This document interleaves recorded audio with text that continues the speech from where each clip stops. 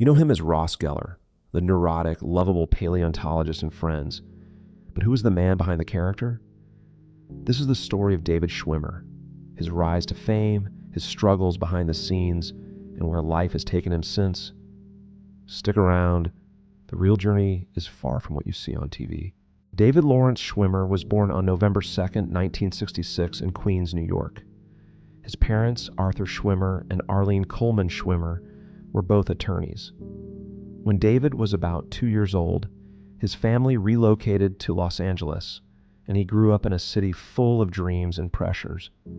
He has an older sister, Ellie, born in 1965.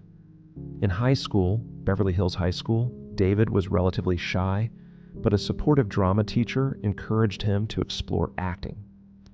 One summer, he attended an acting workshop in Chicago, which profoundly changed his view. Acting wasn't just a hobby, it could be his life. After graduating high school, he enrolled at Northwestern University in Illinois, majoring in theater and speech, and graduated in 1988. While at Northwestern, David and 7 others co-founded the Looking Glass Theater Company in Chicago, a theater collective that gave him a creative home beyond Hollywood. After college, Schwimmer shuttled between Chicago and Los Angeles, trying to break into television and stage. His earliest on-screen appearances included guest spots on shows like L.A. Law, The Wonder Years, NYPD Blue, and Monty. The sitcom Monty in 1993 was short-lived, canceled after a few episodes, but it taught him resilience in an unstable career. Meanwhile, he remained committed to Looking Glass, acting and directing in various theater productions. His first starring film role came in The Pallbearer, 1996, while still working on Friends. Other film roles included Kissing a Fool, 6 Days, 7 Nights, Apt Pupil, and Picking Up the Pieces. In 1994, David Schwimmer landed the role that would define his career, Ross Geller on the hit sitcom Friends. He was actually the first cast member to be signed and instantly embraced the quirky, awkward, but lovable character.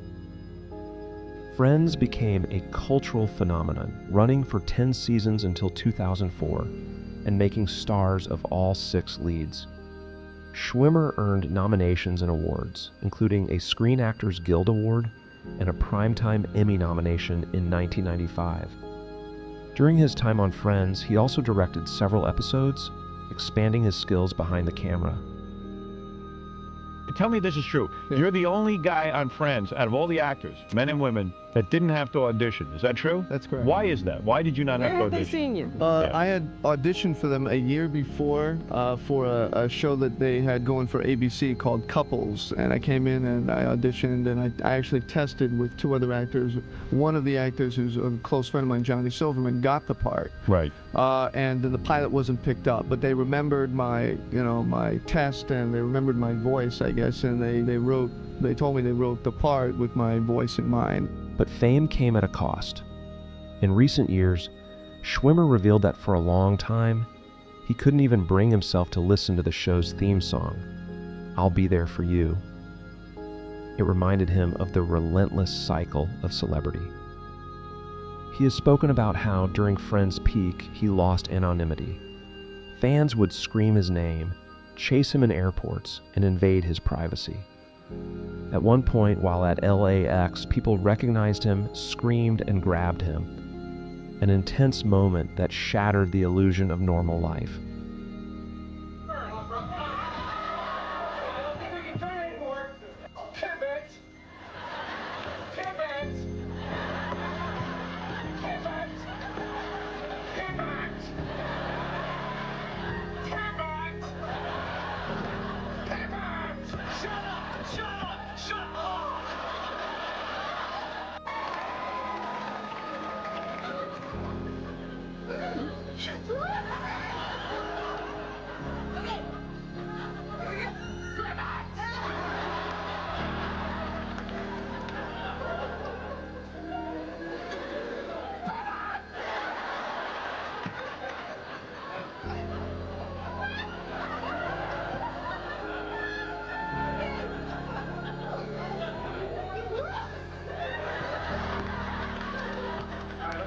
When Friends ended in 2004, Schwimmer deliberately resisted returning to the same formula.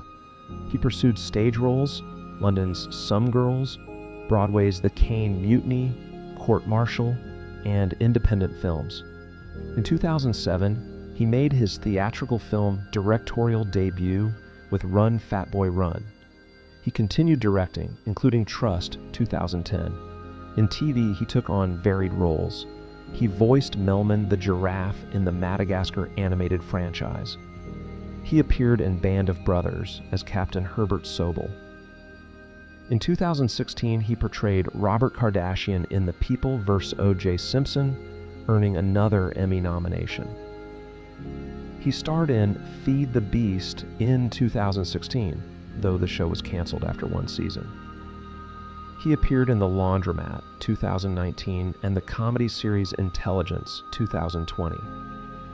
Additionally, he directed episodes, worked on theater productions, and remained active with Looking Glass. One of the more striking choices in his career. He turned down the lead role in Men in Black, 1997, a part that ultimately went to Will Smith because it conflicted with his commitment to supporting his theater friends.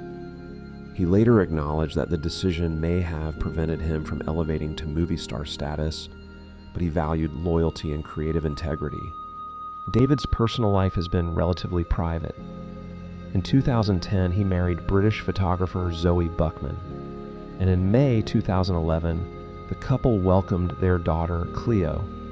They separated in 2017, though both have rarely spoken publicly about the details. Before that, Schwimmer had several relationships with Australian singer Natalie Imbruglia, actress Mili Avital, and others. In 2006, he won a defamation lawsuit against Aaron Tonkin, who claimed he demanded a Rolex watch to appear in a charity event, an allegation Schwimmer denied. On identity and challenges, being forever associated with Ross was a double-edged sword. He confessed that for many years, he couldn't watch reruns or hear the theme song without discomfort. But in recent years, he's softened.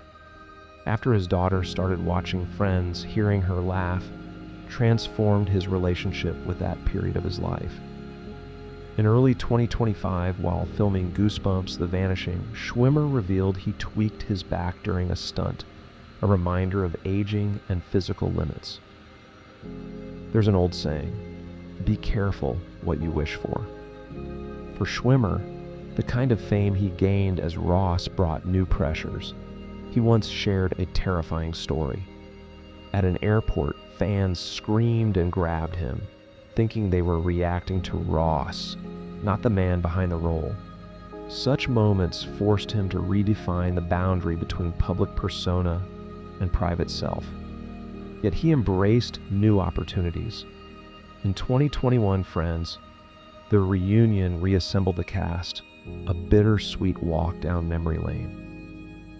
In interviews, he's admitted that while he struggled to separate from the show early on, he now sees it as a gift, especially through his child's eyes. As for his body of work, Friends remains a cornerstone of 90s pop culture. His directorial projects, though smaller in scale, reflect a thoughtful, creative sensibility. His performance as Robert Kardashian was widely praised, showing he can handle dramatic roles with weight.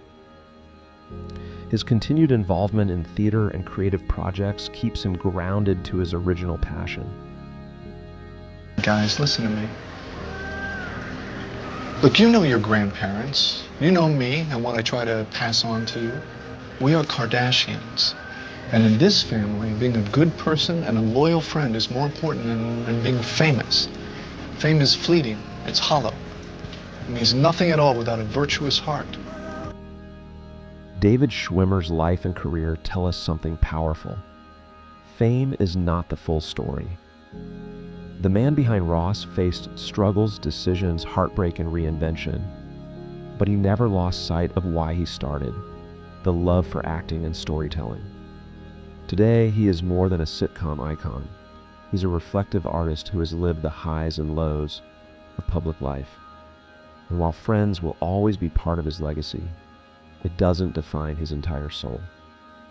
If you enjoyed this deep dive into David Schwimmer's life, make sure to like, comment, and subscribe. Let me know. Which part surprised you most? Did you know he turned down Men in Black? Yes, seriously? Thanks for watching. See you in the next story.